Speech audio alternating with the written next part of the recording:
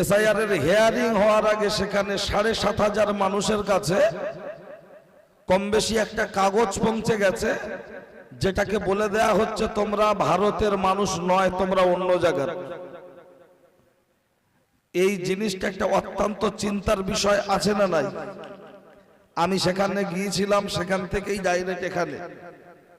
যারা সোশ্যাল মিডিয়াতে দেখেছেন সেই বিষয় বক্তব্য শুরুতে হয়তো ২-৪টে কথা বলবো।